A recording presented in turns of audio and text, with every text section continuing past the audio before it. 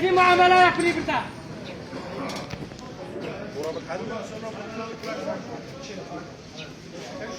İstediklerine kanunu uyguluyorlar, istemediklerine uygulamıyorlar.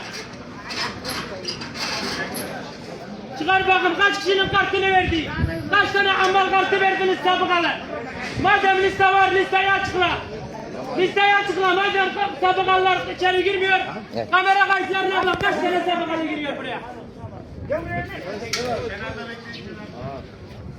Keyfi muamele. 9'dan 11, 12. ayların kamera kayıtlarına bakın. Tamam abi tamam. Buradan çıkan çöp kutusuların içinde ne var?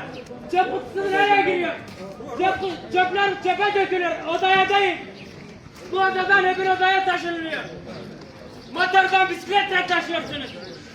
Menfaatiniz olmasa buna gözünmezsiniz.